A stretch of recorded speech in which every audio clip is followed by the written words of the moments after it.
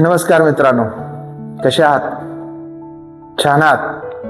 नुकताच टीईटीचा निकाल लागलेला आहे आणि आपल्या सगळ्यांच्या मनामध्ये जी धास्ती होती, जी चिंता होती, ती चिंता आता मुक्त झाली. त्या चिंतेतून आपण आता मुक्त झालो. एकतर कुठला तरी निर्णय लागला, मी टीईटी क्लिअर तरी झालो किंवा मग मी टीईटी मध्ये कमी पडलो. जे काही झालं असेल ते असं, परंतु शासनाच्या नियमानुसार टीईटी आता देणं आपल्याला बंधनकारक आहे. मित्रांनो, टीईटीच्या विरोधामध्ये आपण आंदोलन केलं, परंतु यावर्षी टीईटी दिलेल्या शिक्षकांची संख्या ही जवळजवळ 1 लाख आहे. आणि हे 1 लाख शिक्षक जे टीईटीला बसले होते त्यापैकी किमान 20,000 शिक्षक पास होणार आहे. उरलेल्यांचं काय? त्यामुळे आता एक पुन्हा नवीन प्रश्न निर्माण होणार आहे, शिक्षकांमध्ये फूट पडणार आहे. काही शिक्षक टीईटीचे समर्थक असणार आहेत, तर काही शिक्षक टीईटीचे विरोधक असणार. पण या भानगडीत न पडता जर शासनाची इच्छा आहे, आरटी ऍक्ट 2009 नुसार आपल्याला टीईटी देणं कंपल्सरी आहे. त्यामुळे आता आपल्याला टीईटी द्यावीच लागणार आहे. महाराष्ट्राची आपली टीईटी ही संपूर्णपणे ही कंटेंट बेस आहे.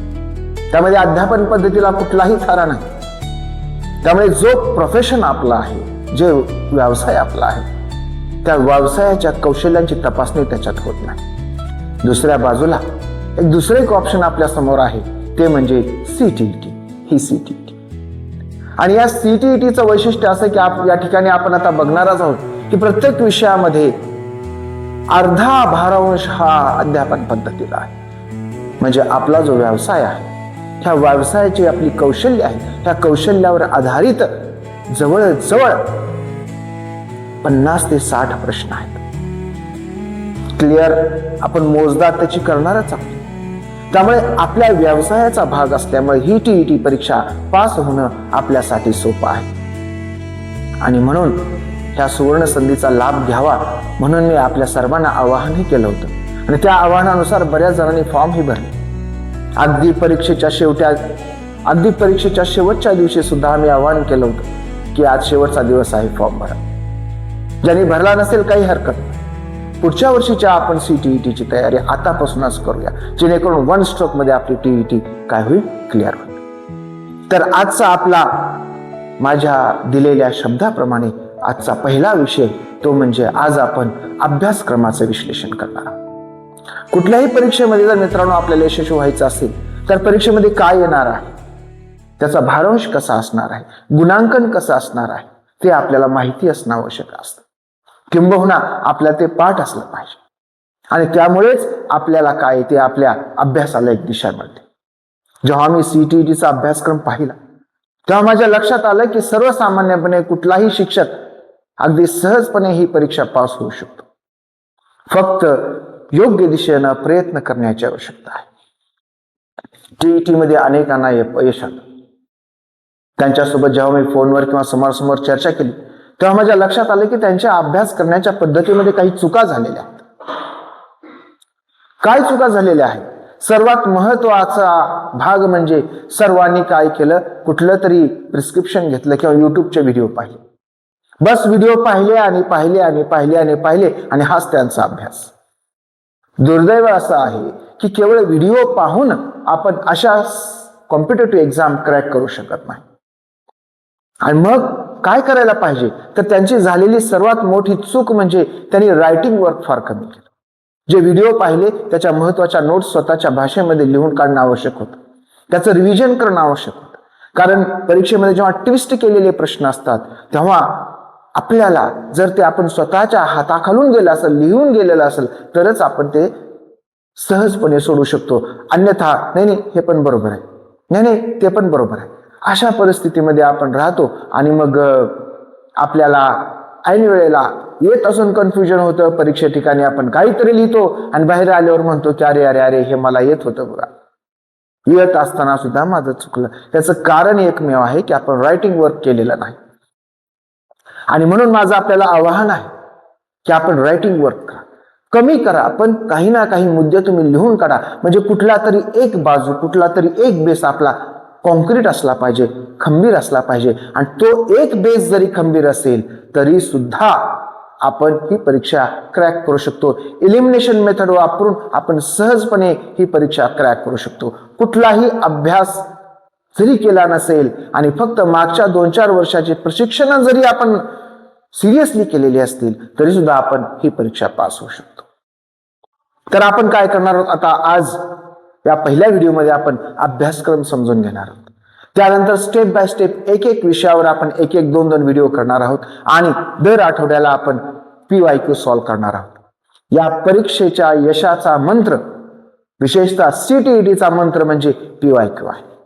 आपण जेव्हा मागच्या क्वेश्चन पेपर पाहू तेव्हा आपल्या लक्षात येईल की त्या प्रश्नपत्रिका त्याच प्रश्नांचं रिपिटेशन झालेलं आहे, किंबहुना थोडासा जुजबी फरक करून त्या असे प्रश्न परीक्षेला टाकलेले आहे. त्यामुळे एकदा का आपल्याला या प्रश्नपत्रिका सोडवण्याचं कौशल्य आलं की आपण ही परीक्षा सहजपणे क्रॅक करू शकतो. त्यामुळे 2 गोष्टी करायच्यात आपल्याला. आपण जो काही अभ्यास करणार आहोत त्याच्या हँड रिटन नोट्स काढणार आहोत आपण स्वतः.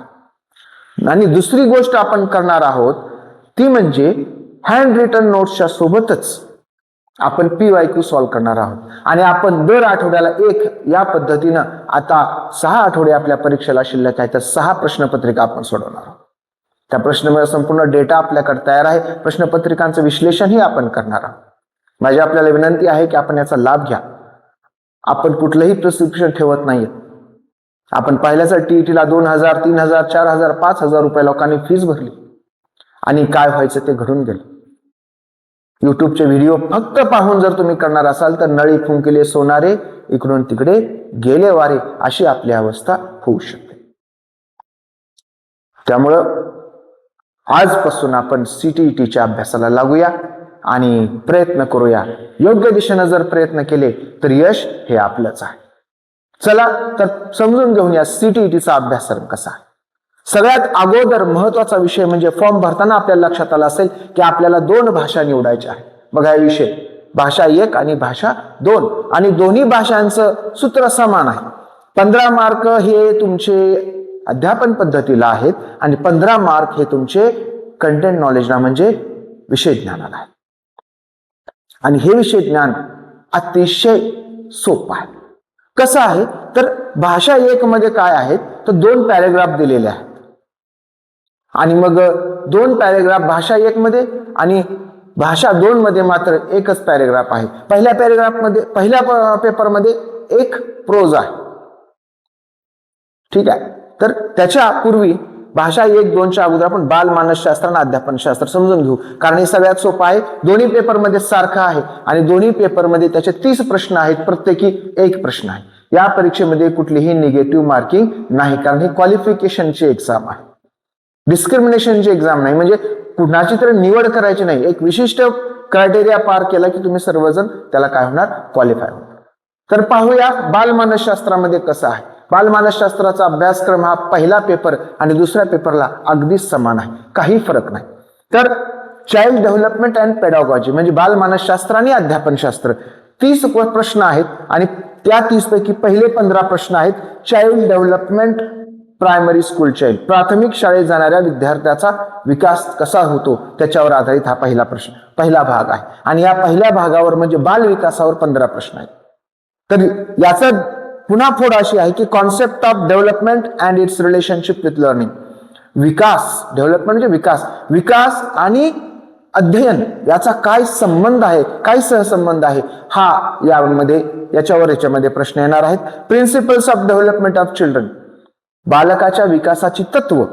Influence of healthy environment, health and एन्व्हायरमेंटचा काय प्रभाव पडतो कशावर, विद्यार्थ्याच्या विकासावर. आता पहिले पॉइंट हे सगळे विद्यार्थ्याच्या विकासाशी निगडित आहेत.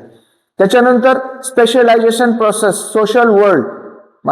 Socialisation process, social world and children, teacher, parent and peers. सामाजिकरणाची जी प्रक्रिया आहे, सामाजिककरणाच्या प्रक्रियेवर सुद्धा या ठिकाणी प्रश्न आहेत. त्यामध्ये शिक्षक, पालक आणि सहकारी. आणि 3 बालमानसशास्त्रज्ञ पियाजे, कोहलबर्ग आणि वायगोटस्की ह्या तिघांच्या जे काही थेअरी आहेत त्या थेअरींवर आधारित प्रश्न आहेत. Construct and official perspective, concept of child centred and progressive education, विद्यार्थी केंद्रित आणि प्रगतिशील शिक्षण आहे, त्याच्यावर आहेत प्रश्न. त्यानंतर critical perspective of construct of intelligence, बुद्धिमत्तेचा जो काही क्रिटिकल पर्स्पेक्टिव्ह आहे, म्हणजे क्रिटिकल म्हणजे समीक्षात्मक, म्हणजे त्याच्या फायदे तोटे हे बुद्धिमत्तेचे याच्यामध्ये येणार आहेत. त्यानंतर मल्टी डायमेन्शनल इंटेलिजन्स, बहुआयामी बुद्धिमत्ता, हार्वर्ड गार्डनरची जी बुद्धिमत्तेची तत्व आहेत त्याच्यामध्ये याचा समावेश होईल. लँग्वेज अँड थॉट, भाषा आणि विचार. त्यानंतर जेंडर म्हणजे लिंग, त्याचा social construct, gender roles, bias आणि एज्युकेशन पर्पज, ह्या सगळ्याचा काय परिणाम होतो ह्याच्यामध्ये आहे. त्यानंतर व्यक्तिभेद, त्यामध्ये वेगवेगळ्या विविध परिस्थितीमधून आलेली बालकं असतील, भाषा, लँग्वेज, कास्ट, जात, जेंडर, लिंग, कम्युनिटी, धर्म, रिलिजन, जात, धर्म, पंथ, ह्या सगळ्याचा काय परिणाम होतो विकासावर, या सगळ्यांवर प्रश्न येणार आहेत. Distinction between assessment of learning and assessment of learning, assessment for learning आणि असेसमेंट ऑफ लर्निंग, म्हणजे अध्ययनाचं मूल्यांकन आणि अध्ययनासाठीचं मूल्यांकन, याच्यावर या ठिकाणी प्रश्न येणार आहेत. त्यामध्ये स्कूल बेस्ड असेसमेंट असेल, म्हणजे शाळा आधारित मूल्यांकन आहे. त्यानंतर सीसीई कंटिन्युअस कॉम्प्रिहेन्सिव्ह इव्हॅल्युएशन, आपण ज्याला सातत्यपूर्ण सर्वंकष मूल्यमापन म्हणतो, त्याचा यामध्ये समावेश आहे. आणि formulating appropriate questions of assessing readiness levels of learners for enhancing learning and critical thinking in the classroom and the assessing learners achievement, विद्यार्थ्याची संपादनूक पातळी वाढवण्यासाठी किंवा संपादक पातळीवर त्याचा विकासाचा काय परिणाम आहे, या सगळ्याचा अभ्यास करणारा जो काही भाग आहे, ह्या सर्वांवर आता जेवढे मुद्दे मी सांगितले या सर्वांवर 15 प्रश्न येणार आहेत. तर 5 प्रश्न जे आहेत हे इन्क्लुझिव्ह एज्युकेशन म्हणजे समावेशी शिक्षणावर प्रश्न आहेत. त्यामध्ये आपल्याला माहिती आहे डिसएडव्हान्टेज ग्रुप म्हणजे मागास, अपंग, त्याच्यानंतर अध्ययनक्षम, आपण जेव्हा क्वेश्चन पेपर पाहतो तेव्हा डिस्लेक्सिया, डिस्ग्राफिया, डिस्कॅल्क्युलिया, त्या सगळ्यांवर एक तरी प्रश्न येतो, तर हा विषय या ठिकाणी आहे. त्यानंतर टॅलेंटेड क्रिएटिव्ह स्पेशल लर्नर्स म्हणजे काही विशेष बुद्धिमत्ता असलेले विद्यार्थी असतात, ज्यांचा बुद्धी गुणांक हा 120 पेक्षा जास्त आहे, किंवा स्पेशली एबल्ड, विशेष असं काहीतरी त्यांच्यामध्ये आहे. स्पेशली एबल्ड आपण सध्या अपंगांना म्हणतो, पण त्यांच्यामध्ये काहीतरी विशेष आहे. अशा लेकरांसाठीचा जो काही शिक्षणाचा जो काही विषय आहे हा या सर्वांवर काय येणार आहेत, CWSN, अपंग, वेगवेगळ्या परिस्थितीतून आलेले अशी जी बालकं आहेत या सगळ्यांवर 5 प्रश्न आहेत. आणि 10 प्रश्न हे लर्निंग अँड पेडागॉजी, शिक्षण आणि शिक्षणशास्त्राशी संबंधित आहे हा खालचा भाग. How children think and learn, मूल कसं विचार करतं, and how children fail to achieve success in school performance, आणि मग मूल कसं शिकतं याचा विचार. आणि मुलं अभ्यासक्रमामध्ये जी काही परीक्षा, अभ्यासक्रम आधारित ज्या परीक्षा किंवा जी काही परफॉर्मन्स टेस्ट घेतल्या जातात त्या परफॉर्मन्स टेस्टमध्ये मागे का राहतात, ह्या सगळ्याचा विचार करणारा जो काही विषय आहे त्याच्या तो याच्यामध्ये आहे. त्यानंतर बेसिक प्रोसेस ऑफ लर्निंग म्हणजे शिक्षणाची मूलभूत प्रक्रिया कशी आहे. आणि मग children strategies of learning, social activity, social context of learning, मुलं कसं शिकतात, मुलांचे स्वतःचे असं, आता बघा कशा पद्धतीने शिकतात. काही मुलं व्हिज्युअल लर्नर्स असतात, ते बघून शिकतात, त्यांना व्हिज्युअल म्हणतात. काही ऑडिटरी असतात, ते ऐकून शिकतात. काही कनेस्थेटिक असतात, म्हणजे ऍक्टिव्हिटी करून शिकतात. अशा वेगवेगळ्या प्रकारच्या लर्निंग स्टाईल्स असतात विद्यार्थ्याच्या, ते आपण समजून घेऊन कसं करतो त्याचा डिटेलमध्ये अभ्यास याच्यामध्ये आपल्याला करावा लागणार आहे. त्यानंतर अल्टरनेटिव्ह कॉन्सेप्शन ऑफ लर्निंग म्हणजे पर्यायी शिक्षण कसं आहे. आज आपण पाहतो ICTचा वापर करून आता आपण जे करतो युट्यूबच्या माध्यमातून, अशा पद्धतीच्या माध्यमातून सुद्धा काय होतं, विद्यार्थी शिकू शकतात.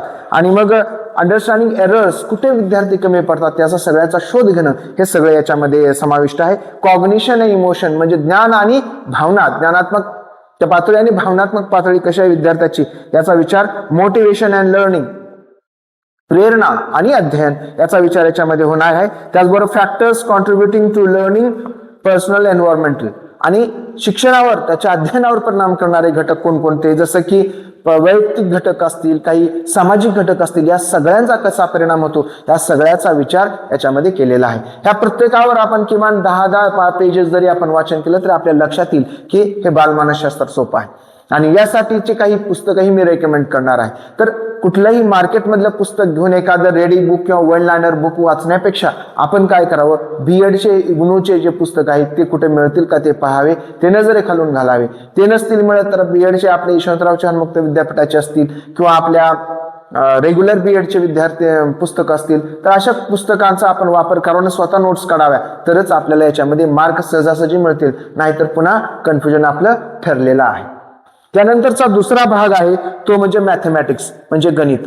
आता गणिताचं असं आहे की पहिल्या पेपरमध्ये गणित कंपल्सरी आहे. 15 मार्क हे तुमच्या अध्यापन पद्धतीला आहेत आणि 15 मार्क हे तुमच्या विषय ज्ञानाला आहे. अतिशय सोपं आहे. विषय ज्ञान तर एवढं सोपं आहे की 5वी पर्यंत जर गणिताचं पुस्तक बघितलं तर हे 15 मार्क आपल्याला सहजासहजी मिळून जातील. फक्त अट एकच आहे ते म्हणजे डोकं शांत ठेवावं लागेल. गडबड केली की घोटाळा झाला.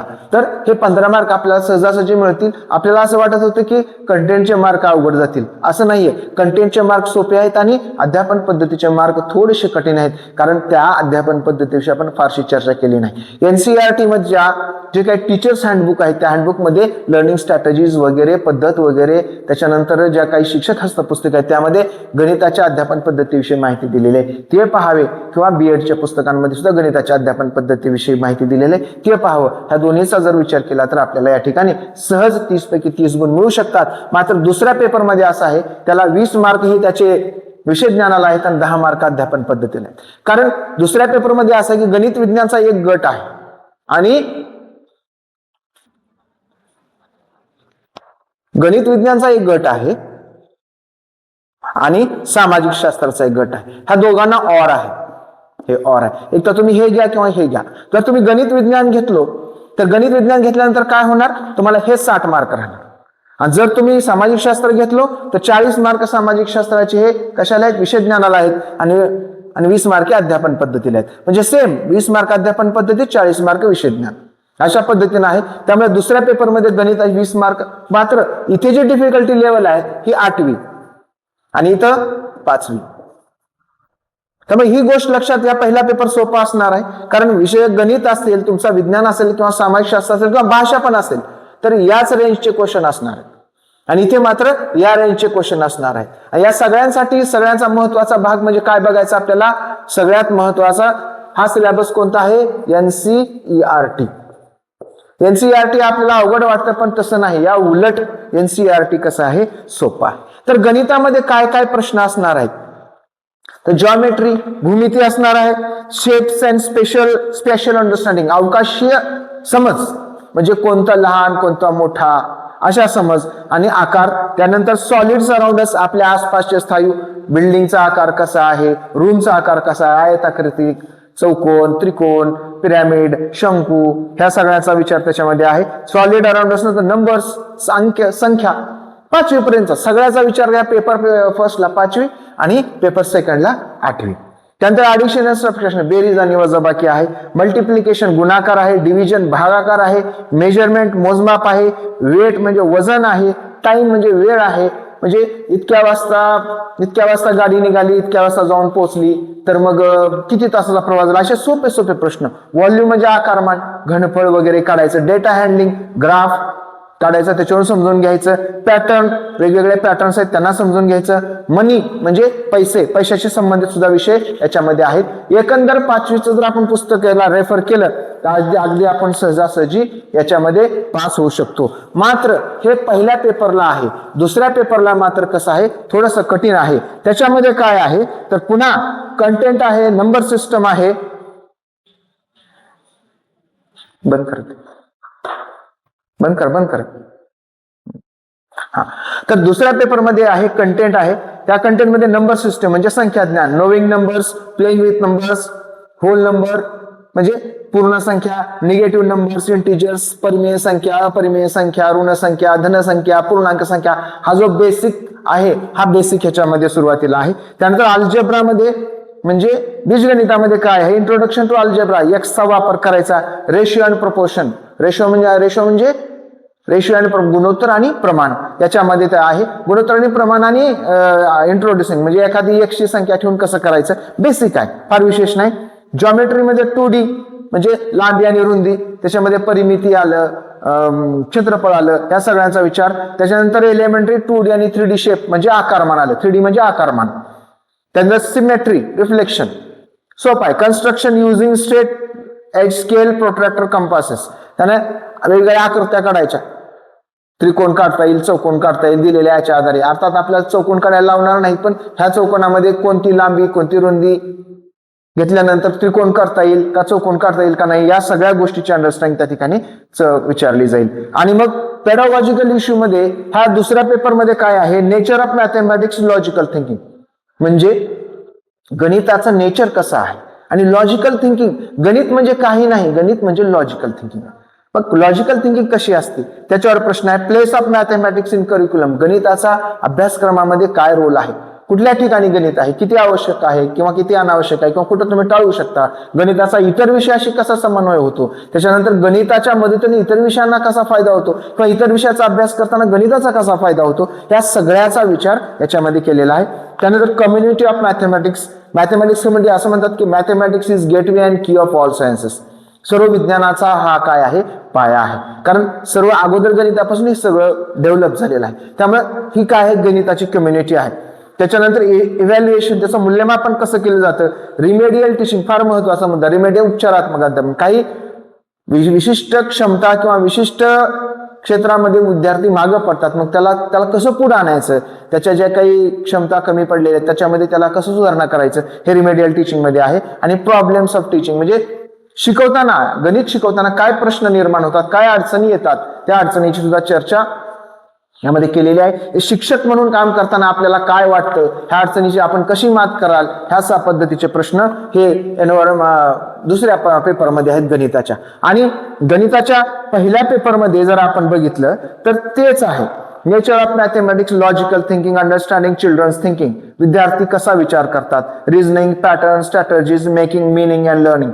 म्हणजे बघा, आपण जर पहिलीचं गणिताचं पुस्तक पाहिलं आपल्याला लक्षात येईल, गणिताची सुरुवातच ही उभी रेषा, तिरपी रेषा, लहान मोठी रेषा, त्याच्यानंतर काउंटिंग करायचं, म्हणजे मूर्ताकडून अमूर्ताकडे जायचं, सोप्याकडून अवघडाकडे जायचं, अशा पद्धतीनं खूप सुंदर अशी अरेंजमेंट केलेली आहे. ती अरेंजमेंट समजून घ्यायची. आता शब्दशः ते प्रश्न येणार नाही, पण पहिलीच्या अभ्यासक्रमाचा काय उपयोग असं तुम्हाला वाटेल, पण ते तसं नाही.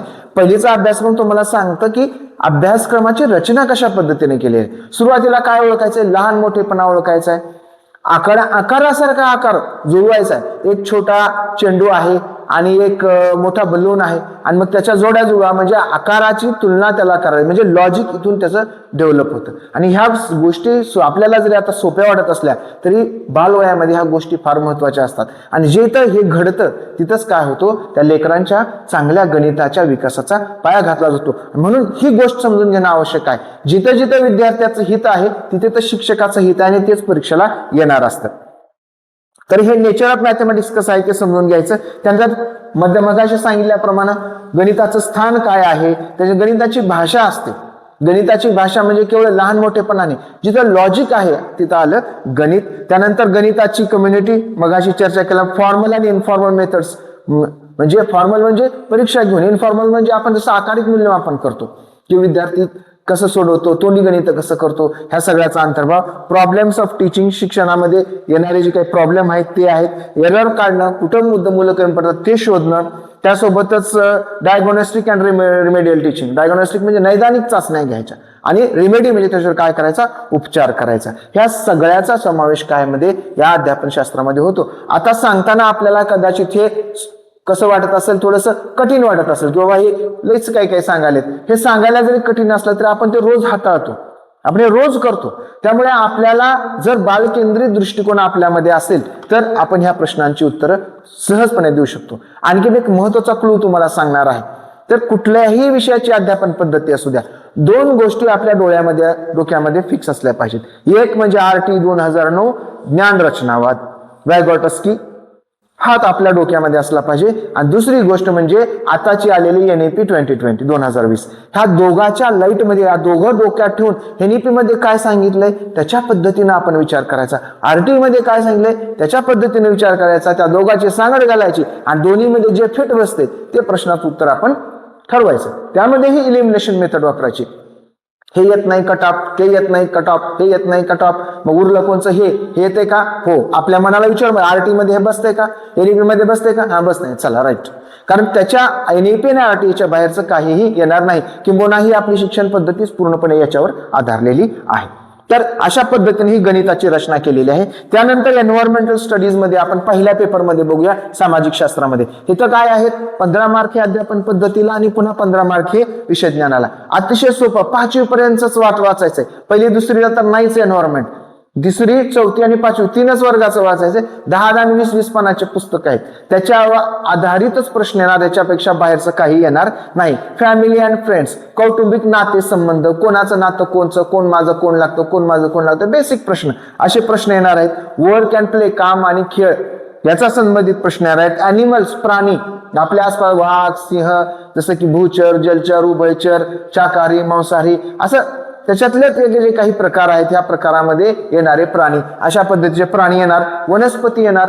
त्यानंतर त्यांचं फूड येणार, खाद्य काय आहे, कुणाचं खाद्य काय आहे, कोण काय खातो, शेल्टर कोण कुठं राहतो, जसं की वाघ गुहेमध्ये राहतो, मासा पाण्यामध्ये राहतो, ते या बेसिक गोष्टी आहेत. त्यानंतर वॉटर, पाणी. नंतर ट्रॅव्हल, प्रवास, कोण कसा कुठं फिरतो, things we may can do, आणि परिस्थिती आपण काय पाहतो आणि करतो, त्याचा सगळ्याचा बेस जो आहे हा 5वी पर्यंतचा अभ्यासक्रम आहे आणि त्याच्यावर आधारितच प्रश्न येतील. हा, असं नाही समजायचं की हे प्रश्न फक्त 5वीच्या पुस्तकातलेच येणार आहेत. 5वीच्या पुस्तकामध्ये ज्या थीम दिलेल्या आहेत, 3री 4थीच्या पुस्तकामध्ये ज्या थीम दिलेल्या आहेत, त्या थीमवर आधारित त्याला एक्सटेन्शन केलं जाऊ शकतं. आणि त्याच्यामुळे जर आपल्याला त्या कॉन्सेप्ट क्लिअर असतील 3री 4थी 5वीच्या, तर त्याच्यावर आधारित कुठलाही प्रश्न उद्या आपण सहज सोडवू शकतो. त्यामुळे वाचताना ते पाठांतर करण्याच्या उद्देशानं वाचायचं नाही, तर ते काय करायचं, समजून घ्यायचं त्याच्यात काय सांगितलेलं आहे. तर त्याच्यात थीम जर लक्षात घेतली तर हे 15 मार्क आपल्या खिशात असेल. ह्या 15 मार्काला काहीही अडचण नाही, सहज मिळून जातील 15 मार्क. आणि मग आता अध्यापन पद्धतीचे जे 15 मार्क आहेत त्यामध्ये काय आहे, concept of and scope of EVS. Environmental स्टडीजचा कॉन्सेप्ट काय आहे, एन्व्हायरमेंटल स्टडी म्हणजे अभ्यास म्हणजे काय असतो, त्याचा म्हणजे त्याचा स्कोप किती आहे. बघा इथे तर 3री 4थीला तर विज्ञान पण एन्व्हायरमेंटल स्टडीमध्ये इन्क्लूड आहे, ऑलरेडी इन्क्लूड आहे. त्यामुळे विज्ञानचा वेगळा प्रश्न याच्यामध्ये येत नाही. तो विज्ञान आणि समाजशास्त्र एकच, हे सगळे एकत्रच आहे. एन्व्हायरमेंटल स्टडीज म्हणजे समाजशास्त्र आणि विज्ञान हे दोन्ही मिळून एकत्र म्हणून हे बनतं. त्यामुळे सिग्निफिकन्स ऑफ EVS, त्याचं काय महत्व आहे, आणि इंटिग्रेटेड EVS म्हणजे इतर विषयामध्ये तर इंटिग्रेट होतं, विज्ञान याच्यामध्ये घातले, पण तुम्हाला सामाजिक शास्त्र जे काही एन्व्हायरमेंटल स्टडी तुम्हाला भाषेमध्ये पण दिसणार आहे, गणितामध्ये पण दिसणार आहे, कलेमध्ये दिसणार आहे, म्हणजे सर्वच क्षेत्रामध्ये सामाजिक शास्त्र. कारण समाज आहे तिथं समाज आहे, तिथं माणसं आहेत, माणसं आहे तिथं समाज आहे, आणि समाज आहे तिथं सामाजिक शास्त्र सुद्धा असणारच आहे. त्यामुळे हा विषय काय आहे त्याच्यामध्ये इन्क्लूड केलेला आहे. Environmental studies and environmental education म्हणजे पर्यावरण शास्त्र, एन्व्हायरमेंटचा अभ्यास आणि त्याचं शास्त्र काय आहे त्याच्याविषयी. लर्निंग प्रिन्सिपल्स, आता लर्निंग प्रिन्सिपल जवळपास सगळ्यांचे सारखेच असतात, फक्त ते एकदा लक्षात घेतले. पण सोपं काय आहे तर सगळ्याची अध्यापन पद्धती जवळपास सारखी आहे, फक्त 19-20चा प्रत्येकामध्ये काय फरक आहे तो फक्त फरक लक्षात ठेवायचा आणि मेथोडॉलॉजी लक्षात ठेवायची, संपलं. त्यामुळे ही CTET काय आहे, सोपी आहे. त्यानंतर scope and relation to the science and social science, science आणि सोशल सायन्सचा काय रिलेशन आहे, त्याचा स्कोप काय आहे त्याची चर्चा, वेगवेगळ्या ऍक्टिव्हिटी काय आपण घेऊ शकतो समाजशास्त्रामध्ये त्याची चर्चा. त्यानंतर एक्सपेरिमेंटेशन आणि प्रॅक्टिकल वर्क आहे. प्रॅक्टिकल जसं की फील्ड व्हिजिट आहेत, समाजशास्त्रामध्ये जास्त फील्ड व्हिजिट करावं लागतात, किल्ल्यांना भेटी देणं वगैरे वगैरे, सो दोन्हीचा विचार करतोय आपण, तर त्यांचा आहे. त्यानंतर CCE म्हणजे सातत्य सर्वकष मूल्यमापन आहे, आणि प्रॉब्लेम्स काय अडचणी आहेत ह्या सगळ्यांचा विचार सामाजिक शास्त्राच्या पहिल्या याच्यामध्ये तर संपूर्णपणे जे आहे ते कुणावर आधारित आहे तर फक्त आणि फक्त 5वी पर्यंतचा अभ्यासक्रम, त्याच्यातल्या थिंग्स आणि त्याच्यातला कॉन्सेप्ट. आणि याच्या उलट तर दुसऱ्या पेपरचा आपण विचार केला तर दुसऱ्या पेपरमध्ये सामाजिक शास्त्र साहजिकच कितवीच्या बेसला असणार आहे, 8वीच्या. म्हणजे 8वीचा जो अभ्यासक्रम आहे त्याच्यावर आधारितच काय असणार आहे, सामाजिक शास्त्र असणार आहे. मात्र इथं तुम्हाला ऑप्शन आहे, एकतर तुम्ही गणित विज्ञान घ्या, नाहीतर काय करा, सामाजिक शास्त्र घ्या. मग इथल्या सामाजिक शास्त्रामध्ये काय प्रश्न आहेत तर आपण ते बघूया.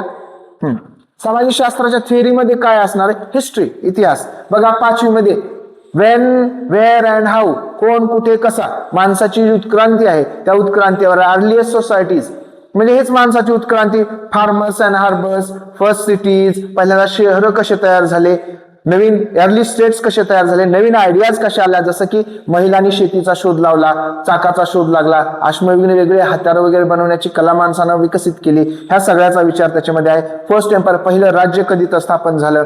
त्याच्यानंतर कॉन्टॅक्ट्स अँड डिस्टंट लँड्स, जवळच्या आणि दूरच्या ज्या जमिनी आहेत ते आहे. कल्चर म्हणजे संस्कृती आणि विज्ञान, नवीन राज्य आणि त्यांच्या राजधान्या, राजे आणि राज्य, सुलतान्स ऑफ दिल्ली, दिल्लीचे सुलतान आहेत. आर्किटेक्चर आहे, म्हणजे बांधकाम, वेगवेगळे किल्ले असतील, ताजमहल सारख्या अशा सुंदर सुंदर बिल्डिंग असतील, ह्या सगळ्याचा याच्यामध्ये आहे. त्यानंतर रिजनल कल्चर, म्हणजे वेगवेगळ्या भागातले वेगवेगळ्या राज्याचे कल्चर आहेत. त्याच्यानंतर कंपनी पॉवर, कशा पद्धतीने ईस्ट इंडिया कंपनी या ठिकाणी आली त्याचा विचार आहे. रुरल लाईफ अँड सोसायटी, ग्रामीण जीवन आणि सोसायटी. कॉलोनियलिझम अँड ट्रायबल सोसायटीज, म्हणजे वसाहतवाद, कसा इंग्रज इथं आले, त्यांनी कशा पद्धतीने संपूर्ण देशावर ताबा घेतला. त्यानंतर जे काही ट्रायबल लोक आहेत, म्हणजे जे आदिवासी लोक आहेत, त्यांचं जीवन कसं आहे. त्याच्यानंतर रिव्होल्ट ऑफ 1857, 1857 राष्ट्रीय उठाव आहे. विमेन अँड रिफॉर्म, महिला आणि त्यांच्या reform. Challenge of caste system, म्हणजे जात व्यवस्था. नॅशनलिस्ट मुवमेंट, म्हणजे राष्ट्रीय चळवळ. आणि इंडिया आफ्टर इंडिपेंडन्स, एवढं इतिहासामध्ये आहे. तर भूगोलामध्ये geography as a social study and science, भूगोल म्हणजे काय, सोशल स्टडी आहे आणि सायन्स सुद्धा आहे. प्लॅनेट अर्थ आणि सोलार सिस्टमचा अभ्यास आहे. ग्लोब म्हणजे आपली पृथ्वीचा गोल. Environment in totality, natural and human environment, नैसर्गिक आणि मानवी एन्व्हायरमेंट. एअर, हवा, वॉटर, पाणी. Human environment, settlement, transport and communication, माणसं कसे आले, कसे स्थिर झाले, त्यांनी प्रवासाच्या व्यवस्था कशा केल्या आणि संपर्काच्या व्यवस्था कशा निर्माण केल्या, ह्या सगळ्याचा उद्देश त्याच्यामध्ये आहे. त्या वेगवेगळ्या प्रकारच्या रिसोर्सेस आहेत, नॅचरल रिसोर्सेस आणि ह्युमन रिसोर्सेस, मानव सुद्धा एक प्रकारचा रिसोर्सेस आहे. नैसर्गिक पण संसाधन आहेत, ह्या सगळ्यांचा विचार होणार. ऍग्रिकल्चर, शेतीचा सुद्धा विचार याच्यामध्ये होणार आहे. त्याचबरोबर सोशल आणि पॉलिटिकल लाईफमध्ये डायव्हर्सिटी, विविधता आहे. गव्हर्नमेंट, सरकार, लोकल गव्हर्नमेंट, स्थानिक सरकार, मेकिंग स्थानिक सरकार, आता नगरपालिका निवडणुका, आपल्या ग्रामपंचायत, जिल्हा परिषद, पंचायत समिती, हे सगळं स्थानिक सरकारामध्ये येतं. डेमोक्रेसी, लोकशाही. स्टेट गव्हर्नमेंट, राज्य सरकार. अंडरस्टँडिंग मीडिया, मीडियाला समजून घ्यायचं. आणि अनपॅकिंग जेंडर, आणि म्हणजे लैंगिक जो काही भेदभाव आहे हा नाहीसा करणं. ते कॉन्स्टिट्यूशन म्हणजे आपली राज्यघटना. पार्लमेंटरी गव्हर्नमेंट म्हणजे आपली पार्लमेंट, ज्युडिशियरी, न्याय व्यवस्था. सोशल जस्टिस अँड मार्जिनलाइज्ड म्हणजे सामाजिक न्याय. ह्या सगळ्याचा अंतर्भाव काय आहे या सामाजिक शास्त्रामध्ये आहे, एन्व्हायरमेंटल स्टडीज मध्ये आहे. आणि पेडागॉजिकल इश्यूज म्हणजे अध्यापन पद्धतीमध्ये काय आहे, पुन्हा तेच कॉन्सेप्ट, त्याच्या काय आहे सोशल सायन्सची कॉन्सेप्ट, क्लासरूम मध्ये कशा प्रोसेसेस केल्या, कशा पद्धतीने आपण शिकू शकतो, आपण वर्गात कशा वेगवेगळ्या ऍक्टिव्हिटी घेऊ शकतो, याच्यामध्ये येणार आहे. क्रिटिकल थिंकिंग कशी विकसित केली जाऊ शकते सोशल सायन्सच्या माध्यमातून. त्यानंतर इन्क्वायरी आणि इम्पिरिकल एव्हिडन्स म्हणजे आपण अभ्यास कसा करू शकतो, किंवा मग इम्पिरिकल एव्हिडन्स म्हणजे जे काही आपण स्पर्श करू शकतो, जे आपल्याला जाणवू शकतं, आपल्या डोळ्यांना दिसू शकतं, अशा पद्धतीचे पुरावे गोळा करून कशा पद्धतीनं सामाजिक शास्त्रामध्ये अभ्यास केला जातो. त्यानंतर प्रॉब्लेम्स काय आहेत टीचिंग मध्ये, सोर्सेस काय आहेत प्रायमरी सेकंडरी, इतिहासाचे, भूगोलाचे, याच्या पुराव्याचे पण सोर्सेस आणि आपल्या अध्यापनाचे सोर्सेस पण, प्रोजेक्ट वर्क आणि इव्हॅल्युएशन, ह्या सगळ्याचा समावेश या सामाजिक शास्त्रामध्ये होतो. हे सांगायला खूप मोठं जरी असलं तरी एवढं मोठं आणि एवढं मुश्किल नाही, कारण आपण काय झालं आहे, वर्षानुवर्ष आपण काय करत आहोत, याचाच अभ्यास करत आहोत. तर अशा पद्धतीनं या पेपरमध्ये फार अवघड नाही, या पेपरमध्ये फारसं अवघड नाही. तुम्ही कुठलाही पेपर सिलेक्ट करा, का दोन्हीमध्ये पेडागॉजी आहे, दोन्हीमध्ये अध्यापन शास्त्र आहे, दोन्हीमध्ये कंटेंट नॉलेज आहे. आणि कंटेंट नॉलेज हे आपल्या टीईटी सारखं नाही, तर अप्लिकेशन बेस्ड कंटेंट नॉलेज आहे. तुम्हाला काही प्रश्न दिले जातील आणि आपल्याला त्या प्रश्नाची काय करायची असते, या ठिकाणी सोडवणूक करायची असते. तर आता आपण पाहिलं, बालमानसशास्त्राच्या बद्दल चर्चा केली, आपण गणिताबद्दल चर्चा केली, सामाजिक शास्त्राबद्दल चर्चा केली. आता यानंतरचा आपला विषय आहे तो म्हणजे भाषा. पहिल्या पेपरमध्ये भाषा, लँग्वेज 1 ही भाषा, हे लँग्वेज 1 हा आपला हायेस्ट स्कोरिंग सब्जेक्ट आहे. कारण मुद्दाम याला मी वर लिहिलंय, कारण हे तुम्हाला किती मार्क देत आहे, 30 अधिक 30 मिळून 60 गुण देत आहे. आणि अध्यापन पद्धती सेम आहे, फक्त भाषेचाच बदल आहे. बऱ्याच जण इथे इंग्रजी टाळले, तुम्ही टाळूही शकता. मराठी आणि हिंदी घेतलंय, मराठी आणि हिंदीचं व्याकरण पदला फक्त फरक लक्षात ठेवायचा, बाकी जे आहे ते करता म्हणजे काय, कर्म म्हणजे इकडे तिकडे ते सेमच असणार आहे, फारसा त्याच्यामध्ये फरक नाही. फक्त फरक लक्षात ठेवा, मराठीमध्ये 3 लिंग आहे तर हिंदीमध्ये किती लिंग आहे, तर याचा सगळ्याचा विचार करून आपण तो फरक जरी लक्षात ठेवला तरी आपण ही 60 पैकी आपल्याला 50 मार्क तर सहज मिळू शकतात. इथं 50, इथं 20, इथं 20 आणि इथं आपल्याला 20-30 म्हटलं तरी आपण 100च्या पुढे सहज जातो. म्हणजे याच्यामध्ये फार काही कठीण नाही, त्यामुळे हा विषय महत्वाचा आहे आणि फार सोपा आहे. इथं काय आहे, लँग्वेज 1 मध्ये येणार लँग्वेज अँड कॉम्प्रेन्शन म्हणजे उतारे येणार आहेत. किती उतारे येणार आहेत, 2 उतारे येणार आहेत. एक आहे तो म्हणजे ड्रामा किंवा पॅसेज, आणि एक कविता येणार आहे, एक पोएम येणार आहे. बस ते वाचायचं एकदा दोनदा, त्याच्यावर तुम्हाला किती समजलं हे विचारणारे प्रश्न आहेत. इन्फ्लुएन्स म्हणजे त्याच्यावर आधारित तुलना करून तुम्ही कसा विचार करता ते सांगणारे काही प्रश्न, आणि ग्रामरचे एक दोन प्रश्न, आणि तुमची जे काही शब्द संपत्ती आहे एवढेच प्रश्न याच्यामध्ये असणार. हे आपल्याकडे कसं आहे, अतिशय चांगल्या पद्धतीचं आहे. आणि हे आपल्याकडे कसं आहे, अतिशय चांगल्या पद्धतीनं विकसित झालेलं आहे. त्यामुळे रीडिंग विथ कॉम्प्रिहेन्शन याच्यामध्ये असणार आहे. त्याच्यानंतर पेडागॉजी अँड लँग्वेज डेव्हलपमेंट, बस एवढेच येणार आहे. हे 15 प्रश्न असणार आहेत. आणि पेडागॉजीचे 15 प्रश्न. लर्निंग अँड ॲक्विजिशन म्हणजे शिकणे आणि प्राप्त करणे, म्हणजे एखादी गोष्ट शिकणं वेगळं आणि लँग्वेज आपण ॲक्वायर करतो. लँग्वेज आपण शिकत नाही, तर लँग्वेज आपण ॲक्वायर करतो, म्हणजे ऐकून शिकतो. नॅचरल प्रोसेस काय आहे भाषा शिकण्याची? Listening, reading, speaking and writing. ह्याच प्रोसेसनं शिकलं पाहिजे. पाठांतर करून इंग्रजी किंवा कुठलीही भाषा आपल्याला शिकता येणार नाही. आणि जर शिकलो तर ती आर्टिफिशियल असणार आहे, ती तुटक भाषा असणार आहे. फ्लो न जर आपल्याला शिकायचं असेल तर आपल्याला हा नॅचरल जो प्रोसेस आहे ते आपल्याला फॉलो करावे लागणार आहे. प्रिन्सिपल्स ऑफ लँग्वेज टीचिंग, पुन्हा LSRW या पद्धतीने आपण जायला पाहिजे. आपण भरपूर लिसनिंग केलं पाहिजे तर आपल्याला स्पीकिंग येईल, ऐकलं तरच आपल्याला बोलता येईल. मग तुमची मराठी असेल, हिंदी असेल, कन्नड असेल, कोणतीही तुमची भाषा असेल. त्यानंतर role of listening and speaking, पुन्हा तेच ऐकणे आणि बोलण्याचा काय रोल आहे आणि भाषेमध्ये. Critical perspective of role of grammar in learning of language, ग्रामरचा काय रोल आहे. ग्रामर ही भाषा समजून घेण्यासाठी आहे, पण ग्रामर मधून जर भाषा शिकण्याचा प्रयत्न केला तर त्याच्यामध्ये फ्लो असणार नाही. त्याच्यामध्ये जी ओरिजिनॅलिटी असते, आपली जी स्पॉन्टेनिटी आहे ती स्पॉन्टेनिटी येत नाही. तर ग्रामर हे समजून घेण्यासाठी फक्त, किंवा मग कशा पद्धतीने ग्रामर शिकलं पाहिजे, स्ट्रक्चरल पद्धतीने ग्रामर शिकण्यापेक्षा फंक्शनल ग्रामर असेल किंवा इंडक्शन ज्याला म्हणतात, उद्गामी पद्धतीने जे शिकणं आहे, म्हणजे उदाहरणातून नियम काढणे आणि ते नियम लक्षात ठेवणे या पद्धतीने शिकलं तर ते अधिक चांगला आणि प्रभावी होईल, अशी शोधकर्त्याची सुद्धा भावना आहे. त्यामुळे हा त्याच्यामध्ये विषय आहे. त्यानंतर challenges of teaching languages in diverse situation. आता काही ठिकाणी वेगवेगळ्या भाषा बोलणारे आदिवासी समाजातली मुलं असतात, किंवा मग आपल्या बोरमाडी समाजातले, घरी त्यांच्या वेगळी भाषा बोलली जाते, शाळेत समजण्याला प्रॉब्लेम येतो. पण अशा वेळी तुम्ही कसं हँडल करणार, भाषेच्या काय डिफिकल्टीज आहेत, ते करताना काय एरर येतात, काय प्रॉब्लेम येतात. बाहेर पाहत तांड्यावर काम करणाऱ्या शिक्षकांना मुलं अरे तुरेच बोलतात. अर्थात त्यांचा उद्देश हा त्यांचा अपमान करणं नसतो, पण त्या लँग्वेज मधून ते आलेले असतात. मग त्यांनी इथं कसं ऍडजस्ट करायचं ते स्किल आहे, ते तपासणारे प्रश्न या ठिकाणी असतात. लँग्वेज स्किल, भाषेचे कौशल्य त्याच्यामध्ये असतात. त्याच्यानंतर evaluating language comprehension and proficiency, तुम्ही कशा पद्धतीने मूल्यमापन करता, लिसनिंग, रिडिंग, रायटिंग, तर त्याचा या ठिकाणी समावेश आहे. त्याच्यात टीचिंग लर्निंग मटेरियल कसं वापरता, टेक्स्टबुक आहे. टेक्स्टबुक हे साध्य नाही, ते काय आहे, साधन आहे. त्यात मल्टीमीडिया आहे, मल्टीलिंग्वल रिसोर्सेस आहेत, क्लासरूम आहे आणि रिमेडियल टीचिंग आहे. हे सगळं कुठं आहे, ह्या लँग्वेज 1 मध्ये येणार आहे. आणि लँग्वेज 2 मध्ये सुद्धा जवळजवळ पूर्णच्या पूर्ण अशाच पद्धतीचं येणार आहे. फक्त काय असणार आहे, त्याची जी डेप्थ आहे ती डेप्थ थोडीशी कशी असणार आहे, जास्त असणार आहे. प्रश्न थोडेसे किचकट काढण्याचा प्रयत्न केला जाणार आहे, याच्यापेक्षा जास्त वेगळं काही त्या ठिकाणी असणार नाही. आणि मग जेव्हा आपण भाषेचा विचार करतो तेव्हा आपल्या लक्षात येतं की भाषा 1 केलं काय आणि भाषा 2 केलं काय, दोन्हीमध्ये काही फारसा फरक नाही. फक्त फरक एवढाच आहे की जेव्हा आपण लँग्वेज 2 घेतो, जेव्हा आपण घेतो तेव्हा काय असतं, तर लँग्वेज 2 मध्ये आपण काय करतो, तर हे जे पॅसेजेस आहेत कॉम्प्रिहेन्शन आहेच, पण याच्यामध्ये कविता नसते. आतापर्यंत तरी जे पाहिले त्यामध्ये मला कविता दिसून आली नाही. टू अनसीन प्रोज, दोन्ही प्रोजचे पॅसेजेस असतात, फक्त लिटररी असतात, नॅरेटिव्ह किंवा सायंटिफिक असतात. म्हणजे वैज्ञानिक दृष्टी, म्हणजे थोड्या वैज्ञानिक शब्द, असे मोठे मोठे अवघड शब्द असणार, किंवा साहित्यिक भाषा, किंवा त्याच्यामध्ये एक साहित्यिक भाषा असते, अवघड भाषा असते, ती भाषा त्याच्यामध्ये असते, किंवा एकदम डिस्क्रिप्टिव्ह असतं आणि समजायला थोडं अवघड जातं.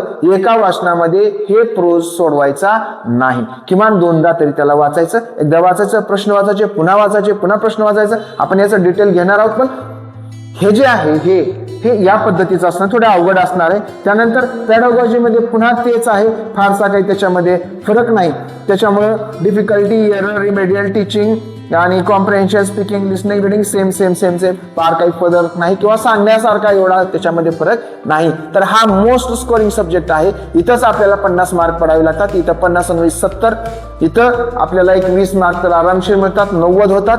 आणि इथं आपल्याला 30 पैकी किमान आपल्याला 20 मार्क, असं 110 115 ला आपण सहज जाऊन पोहोचतो. या पेपरमध्ये पण तुम्ही तुमचा जो हँड विषय असेल तो विषय यापैकी कोणता तरी घ्यायचा आणि इथे पण पुन्हा इथं 50 आपल्याला गाठायचे, मिनिमम 50 आपले इथे गाठणार आहेत. ते 10-20 कमी जास्त जरी 20 जरी मग 50-20-70 आणि या ठिकाणचे 60 पैकी 40 म्हणलो तर आपण 110ला सहजपणे जाऊ शकतो, अगदी फारसा काही एफर्ट न करता.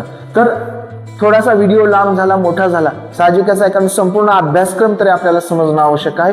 आणि आमचा फक्त एवढा एकमेव उद्देश आहे की CTETच्या माध्यमातून जे शिक्षक तयारी करत आहेत त्या क्वालिटीच्या ज्या काही सुविधा आहेत यूट्यूबवर सुद्धा उपलब्ध नाहीत, फार काही डेटाही उपलब्ध नाही, आणि जो डेटा उपलब्ध आहे तो आपल्या कामाचा नाही, तो आपल्याला समजत नाही, तो हिंदीमध्ये किंवा इंग्लिशमध्ये आहे. तर यापुढच्या व्हिडिओमध्ये आपण हिंदीमध्ये जास्तीत जास्त बोलण्याचा प्रयत्न करणार आहोत. आजचा व्हिडिओ फक्त एवढ्यासाठी केलेला आहे की कशा पद्धतीचा अभ्यासक्रम आहे आणि कशा पद्धतीनं आपण तयारी केली पाहिजे. सगळ्यांनी अशा पद्धतीचं एक लिफलेट प्रिंट आउट आपल्या सोबत ठेवलं पाहिजे, त्याशिवाय आपल्या अभ्यासाला काय होणार नाही, प्रॉपर दिशा येणार नाही आणि CTET किंवा TET आपल्याला फार काही अवघड असणार नाही.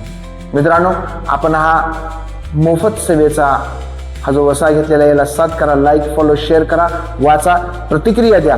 तर आपल्यापैकी कुणाचा जर कुठल्या विषयाचा अभ्यास असेल तर त्याबद्दल सांगा, आपणही व्हिडिओ करू शकता. आणि लोकांच्या मदतीला united we stand, divided we fall, तसं एकत्रितपणे आपण पुढे जाऊया. थांबूया, भेटूया पुढच्या व्हिडिओमध्ये. तोपर्यंत जय जिजाऊ, जय शिवराय, नमस्कार.